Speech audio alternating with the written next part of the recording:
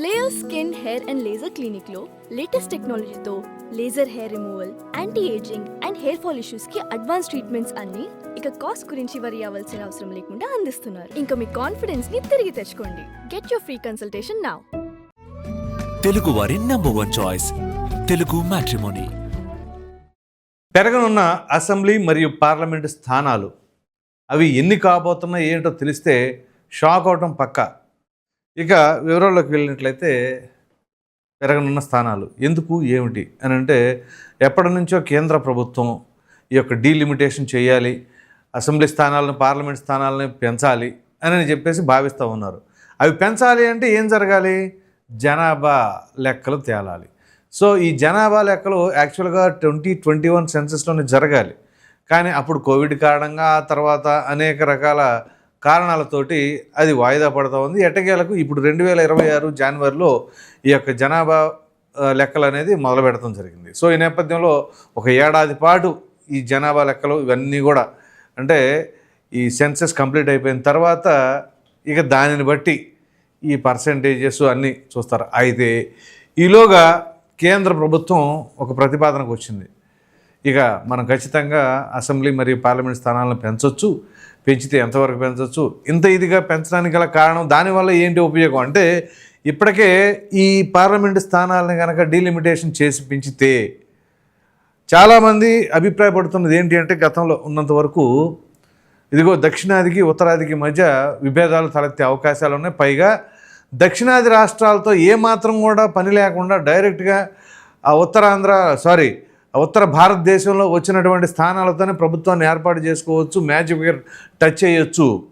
పైగా దీనికి గల కారణం ఏంటి అని అంటే, జనాభా ప్రాతిపదికన చేస్తారు కాబట్టి, జనాభా ప్రాతిపదికన లెక్కేసుకున్నట్లయితే మనకు దక్షిణ భారతదేశంలో అందరూ కూడా కొంచెం వెల్ ఎడ్యుకేటెడ్గా అయి ఉండటం వలన అప్పట్లో కేంద్ర ప్రభుత్వం ఏదైతే నిర్ణయం తీసుకుందో జనాభా లెక్కలను మనం కొంచెం కంట్రోల్ చేయాలి అని చెప్పేసి, ఇంటికి ఇద్దరొద్దు ఒకరే ముద్దు ఇట్లాంటి స్లోగన్స్ అన్నీ కూడా తూచా తప్పకుండా పాటించి మనం ఆ పాపులేషన్ కంట్రోల్ అనేది ఉంచగలిగాం. కానీ నార్త్ ఇండియాలో ఆ రకంగా లేదు. వాళ్ళు అసలు అవే పట్టించుకోకుండా ఆ పాపులేషన్ ఇంక్రీజ్ చేసుకున్నారు. సో ఈ నేపథ్యంలో ఇప్పుడు జనాభా ప్రాతిపదికన అనేసరికి మరి ఉత్తర భారతదేశంలో జనాభా ఎక్కువ ఉన్నారు కాబట్టి అక్కడ ఎక్కువ స్థానాలు వస్తాయి. ఇక్కడ దక్షిణ భారతదేశంలో పాపులేషన్ కంట్రోల్ చేశారు కాబట్టి దానివల్ల తక్కువ పార్లమెంట్ స్థానాలు ఇక్కడికి వస్తాయి. సో తద్వారా ఇక వాళ్ళు దక్షిణ భారతదేశంతో సంబంధం లేకుండా ప్రభుత్వాన్ని ఎస్టాబ్లిష్ చేసుకోవచ్చు అని ఒక అభిప్రాయానికి అప్పట్లో చాలామంది రావడం జరిగింది, చాలామందికి అర్థమైంది. కానీ అవన్నీ తప్పు. ఇప్పుడు ఉత్తర భారతదేశంలో ఎంత ప్రాముఖ్యత ఉంటుందో దక్షిణ భారతదేశానికి అంతే ప్రాముఖ్యత ఉంటుంది. ఇప్పుడు ఈ డీలిమిటేషన్ జరిగినా అదే ప్రాముఖ్యత ఉంటుంది. వాళ్ళకు వచ్చిన ఇబ్బంది ఏమీ లేదు అని చెప్పేసి కేంద్ర ప్రభుత్వం చెబుతుంది. సరే, కేంద్ర ప్రభుత్వం అట్లాగే చెబుతుందిలే అని చెప్పేసి అనుకోవటానిక లేదు. ప్రత్యక్షంగా ఇప్పుడు మనకి ఉన్న సమాచారం మేరకు ఖచ్చితంగా ఎటువంటి ఇబ్బంది తలెత్తకుండానే ఈ డీలిమిటేషన్ జరగబోతుంది అనేది పక్కాగా అర్థం చేసుకోవచ్చు. అయితే ఇక్కడ ఈ డీలిమిటేషన్ జరగాలి అంటే జనాభా లెక్కలు తేలాలి. సో జనాభా లెక్కలు ఆల్రెడీ మొదలుపెట్టారు కాబట్టి ఖచ్చితంగా అవుతుంది. ఇక్కడ ప్రధానంగా ఇప్పుడు నేను చెప్పబోతున్న స్థానాలు ఎక్కడెక్కడ ఏమేంటి అనేది, అందులో ఈ వీడియో లాస్ట్లో కూడా ఇంకో ట్విస్ట్ ఉంటుంది. ఆ ట్విస్ట్ ఏంటి కూడా మీకు తెలియజేస్తా. సో లోక్సభ స్థానాలు ప్రస్తుతం మనకున్నవి 543. ఇప్పుడు మొత్తం ఎన్ని లోక్సభ స్థానాలకు పెరగబోతుందో తెలుసా? 816 స్థానాలు. అవి అంటే 273 స్థానాలను పెంచబోతున్నారు. గుర్తుంచుకోండి, ఇవి పార్లమెంటరీ స్థానాలు. సో దేశవ్యాప్తంగా అన్ని రాష్ట్రాల్లో ఉన్నటువంటి అసెంబ్లీ స్థానాలు ప్రస్తుతం 4123. సో ఇప్పుడు అక్కడ నుంచి పెరగబోతున్నవి 2062, మొత్తంగా అవి కాబోతున్నవి 6185. ఇక అందరూ ఎదురు చూస్తున్నటువంటి ఏపీ అసెంబ్లీ, ఆంధ్రప్రదేశ్ అసెంబ్లీ కోసమే కదా మీరు ఎదురు చూస్తుంది. అదే చెప్తున్నాను. ప్రస్తుతం మనకున్న అసెంబ్లీ స్థానాలు అన్నీ వైనాట్ 175 అన్నారు కదా, 175. ఇక పెరగబోతున్నవి ఎన్నో తెలుసా? 88 మొత్తం అసెంబ్లీ స్థానాలు కాబోతుంది 263 స్థానాలు. సో గట్టిగా ఉంటుంది ఈసారి, మామూలుగా ఉండదు.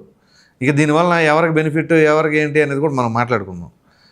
ఇక లోక్సభ స్థానాలు ఆంధ్రప్రదేశ్కు ఉన్నవి 25, అందులో 13 పెరగబోతున్నాయి, మొత్తం 38 స్థానాలు కాబోతూ ఉంది. ఇక తెలంగాణలో ప్రస్తుతం ఉన్న అసెంబ్లీ స్థానాలు 119, ఒక 60 స్థానాలు పెరగబోతున్నాయి, మొత్తం 179కి అసెంబ్లీ స్థానాలను పెంచబోతున్నారు తెలంగాణ రాష్ట్రంలో.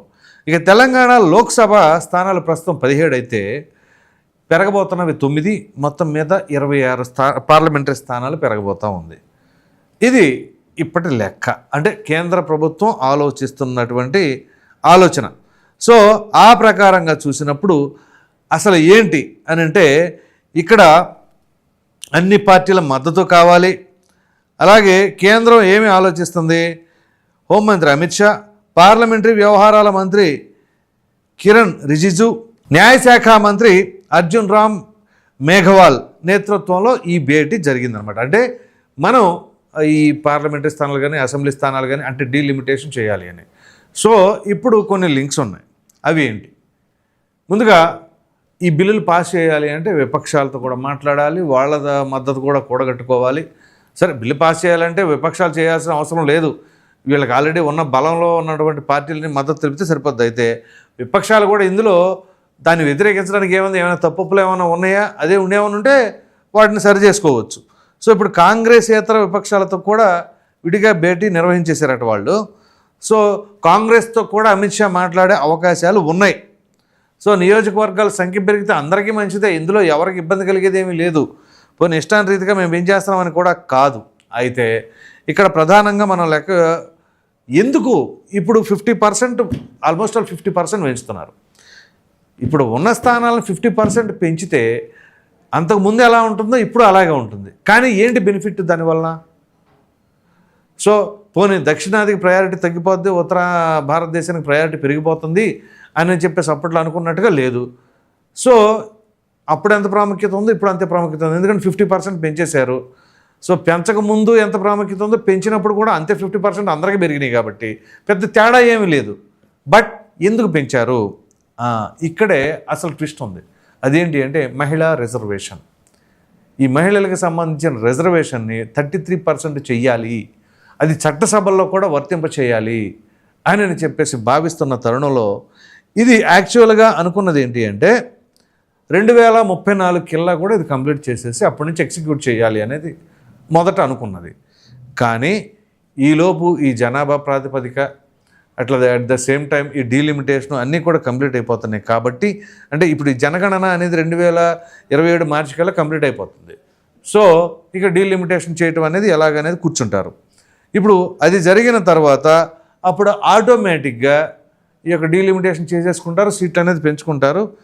అయితే ఈ 33% రిజర్వేషన్ లేడీస్కి ఏదైతే వర్తింపజేయబోతున్నారో దాని వలన ఈ యొక్క డీలిమిటేషన్ చేయడానికి గల కారణం. సో ఇందాక నేను చెప్పాను మొత్తం లోక్సభ స్థానాలు 273 ఇప్పుడు పెరగబోతున్నాయి. ఆ 273లో 270 స్థానాలు కేవలం మహిళలకే రిజర్వ్ చేయబడ్డాయి. గుర్తుంచుకోండి, పెరిగినవి 543 కాకుండా ఇప్పుడు పెరగబోతున్నవి 273 అయితే అందులో 270 స్థానాలు మహిళలకే రిజర్వ్డ్. అలాగే దేశవ్యాప్తంగా ఉన్న అసెంబ్లీల్లో 2062 పెరగబోతుంటే 2042 లేడీస్కి కేటాయించడం జరుగుతుంది. ఇక ఏపీ అసెంబ్లీకి నేను చెప్పాను కదా 88 స్థానాలు పెంచబోతున్నారని. ఆ 88 స్థానాలకు కాను 87 స్థానాలు మహిళలకి రిజర్వ్ చేయబడుతున్నవి. సో ఇప్పుడు మనం పెంచుతున్నవన్నీ కూడా లేడీస్కి వెళ్ళిపోతున్నాయి ఆ కోట. అది నెక్స్ట్ లోక్సభలో 13 పెరగబోతున్నాయి కదా ఏపీకి, 13కి 13 మహిళలకు వస్తున్నాయి. నెక్స్ట్ తెలంగాణ అసెంబ్లీ 60 స్థానాలు పెరగబోతున్నాయి, 60 స్థానాలు లేడీస్కి వెళ్ళబోతున్నాయి. ఇక తెలంగాణ లోక్సభలో 9 పార్లమెంటరీ స్థానాలు పెరగబోతున్నాయి, ఆ 9 మహిళలకి కేటాయించబడుతున్నాయి. ఇది విమెన్ రిజర్వేషన్. ఇవి కాకుండా ఎస్సీ ఎస్టీ రిజర్వ్డ్ అనేవి యాజ్ యూజువల్గా ఉంటాయి జనాభా ప్రాతిపదికన. ఇప్పుడు ఏదైతే ఉన్నాయో వాటి కాకుండా ఇంకా పెరిగే స్థానం, ఇప్పుడు అసెంబ్లీ స్థానాలు ఎలా పెరుగుతున్నాయో ఆ జనాభా నిష్పత్తి ప్రకారంగా ఈ యొక్క ఎస్సీ ఎస్టీ రిజర్వ్డ్ కాన్స్టిట్యుయెన్సీస్ కూడా పెరుగుతాయి అన్నమాట. సో ఈ నేపథ్యంలో ఇక్కడ ప్రధానంగా మనం మాట్లాడుకోవాల్సింది మన ఆంధ్రప్రదేశ్కి సంబంధించి. సో ఇప్పుడు ఎవరికి బెనిఫిట్ అని అంటే ప్రధానంగా ఇక్కడ మహిళలకే బెనిఫిట్, ఏ పార్టీ వాళ్ళకైనా. కానీ పార్టీల పరంగా ఒకసారి లెక్కేస్తే అలయన్స్లో ఉన్న పార్టీలకి మంచి బెనిఫిట్, ఎవరికి ఇబ్బంది లేకుండా వాళ్ళ యొక్క స్థానాలు ఇప్పుడు ఉదాహరణకి 175 అనుకోండి, ఈసారి జనసేనకి పెంచితే టీడీపీ తగ్గించుకోవాల్సిన పరిస్థితి, త్యాగాలు తప్పవు. కానీ ఈ త్యాగాలకి అవకాశం లేకుండా ఎవరి స్థానాలు, తెలుగుదేశం పార్టీ స్థానాలను ఎటుగా పరిస్థితులు తగ్గించుకునే అవకాశం లేకుండా జనసేన పార్టీకి బ్రహ్మాండంగా కావాల్సినట్టుగా పెంచుకునే అవకాశం, ఈ రకంగా అలయన్స్లో బీజేపీ కూడా. సో బీజేపీ కంటే వాళ్ళు కేంద్ర పెద్దలు కాబట్టి వాళ్ళ రిజర్వేషన్లు వేర్లేండి. సో ముందుగా ప్రధానంగా టీడీపీ అండ్ జనసేన గురించే మాట్లాడుకోవాలి. సో ఇప్పుడు ఏమవుతుంది, 263 స్థానాలు అయ్యేసరికి ఆటోమేటిక్గా ప్రీవియస్గా కంటెస్ట్ చేసిన దానికంటే కూడా ఎక్కువ స్థానాల్లో ఆ అలయన్స్లో ఉన్న పార్టీలే పోటీ చేయడానికి ఆస్కారం బ్రహ్మాండంగా ఉంటుంది.